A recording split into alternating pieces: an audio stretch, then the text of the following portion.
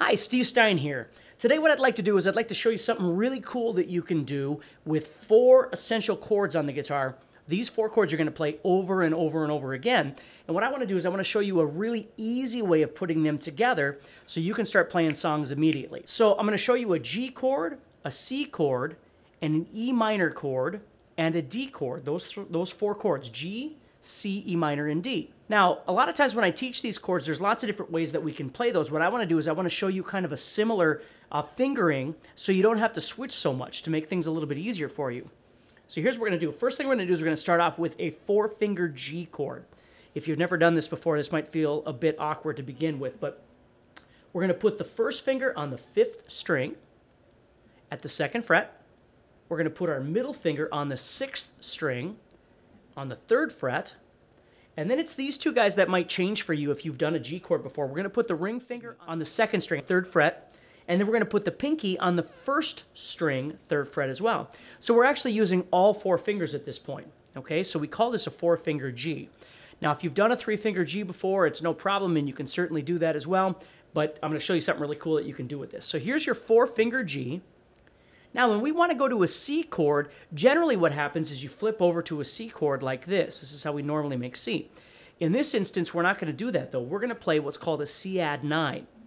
And what that means is we're going to take these top 2 fingers right here, and we're simply going to take these and move down 1 string to create our C chord. So we're simply moving these 2 fingers from the top down 1 string to the 4th and 5th strings. Now that also means that when we strum, we're going to have to change which ones we're picking as well. So when I strum the G chord, I'm strumming all 6. When I move these 2 fingers down, now I'm going to be strumming the bottom 5. So I want to avoid this 6th string. Now this is a really common sound, and you hear it a lot in different songs.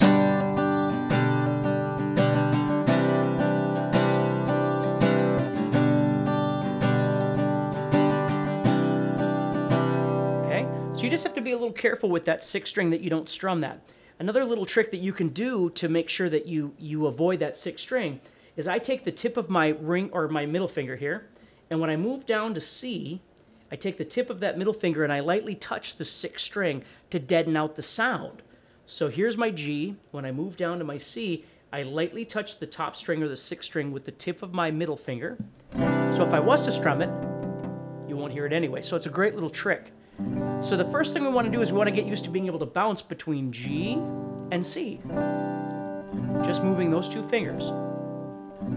Now I call these other 2 down here, I'm going to call those anchors, because right now they're not moving at all. They're just staying right where they are.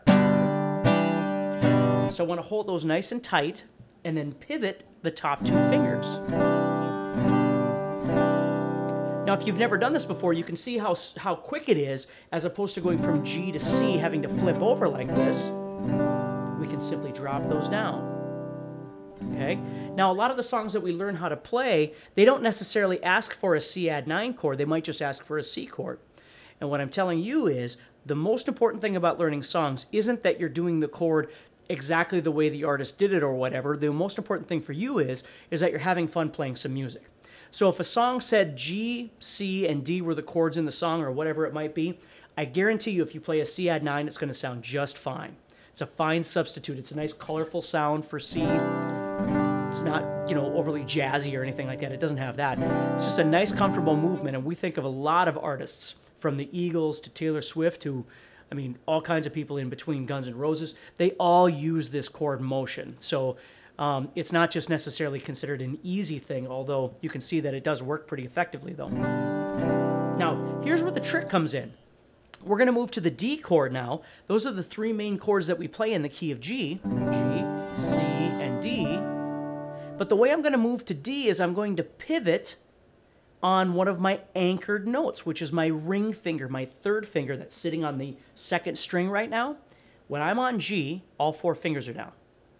When I want C, I drop these 2 fingers down, and now I've got my C add 9. Now when I go to D, I'm going to leave my ring finger right here. My pinky's going to come off. See how I'm pivoting on that ring finger? So I'm going to drop these 2 around there like a D chord. Now this is just a standard D chord, but you'll see how I got there was by pivoting on that finger. So at no time does this finger need to come off. G, C, D. So sometimes it's a lot easier to pivot on a finger or on an anchored finger because you don't have to move it. Everybody else just shifts around that. Okay, so we get used to like picking all the fingers up, and sometimes that's great, and sometimes it works awesome, and sometimes we do it out of necessity. But in this case, we're going to get used to just being able to pivot on that finger. So now I've got G, C,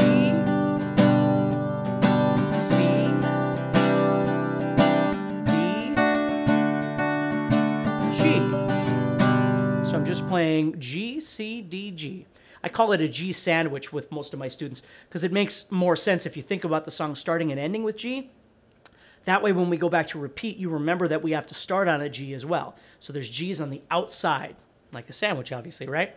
So we have G, then C, then D, then G. Then I can start playing again, G. Doesn't matter what my strum is, C,